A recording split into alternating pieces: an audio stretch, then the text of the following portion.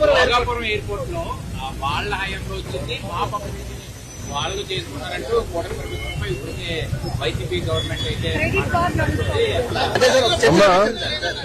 ఒక మాట చెప్పాలి. క్రెడిట్ కోసం ఇక్కడ ఎవరు పోరాడట్లేదు. పని చేసేదానికి, ప్రజలకి పెద్ద ఎత్తున ఉద్యోగాలు, ఉపాధి కల్పించడానికి మేము అహర్నిశలు కష్టపడుతున్నాము. దయచేసి అది గుర్తుపెట్టుకోండి. ఇదే జగన్మోహన్ రెడ్డి గారు ఆనాడు ఏం చెప్పారు? ఎర్ర బస్సు రాని ఊరికి ఎయిర్పోర్ట్ అవసరమా అని చెప్పారా లేదా? వీడియో మీరు చూసారా లేదా? మళ్ళీ ఇప్పుడు ఆయన వచ్చి అన్ని మాటలు మాడితే ఎంతో న్యాయం. నంబర్ 1. నంబర్ 2, ఆనాడు జిఎంఆర్ కి సుమారుగా 2600 ఎకరాలు కూటమి ప్రభుత్వం అందజేసింది. నన్ను అడిగితే అది ఇంకా తక్కువ.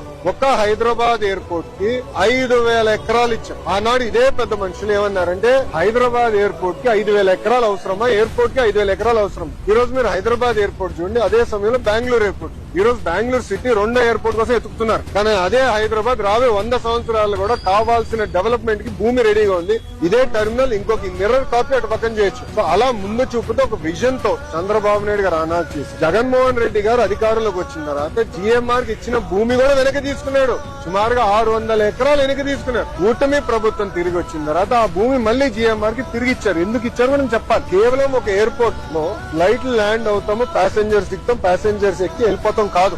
లార్జర్ ఎకో సిస్టమ్ అనేది చాలా చాలా అవసరం. లార్జర్ ఎకో సిస్టమ్ అంటే MRO engine maintenance, under body maintenance, ఇవన్నీ ఎకో సిస్టమ్ ఏర్పాటు చేస్తేనే పెద్ద ఎత్తున మన పిల్లలకి ఉద్యోగాలు, ఉపాధి కల్పించగలుగుతాం. ఆ లక్ష్యంతో ఆ భూమి కూడా తిరిగి వాళ్ళకి ఇచ్చి ఎంఆర్ఓ ఏర్పాటు చేస్తాం. మొన్న నేను వచ్చాను, అశోక్ గజపతి రాజు గారి దయ వల్ల మానసాస్తో జిఎంఆర్ ఒప్పందం చేసి ఒక వరల్డ్ క్లాస్ ఏవియేషన్ యూనివర్సిటీ కూడా కడుతుంది. సో ఒక ఎకో సిస్టమ్ మొత్తం ఏర్పాటు చేస్తాం. భయా క్రెడిట్ కావాలంటే వాళ్ళు తీసుకోమనండి, నో ఇష్యూ.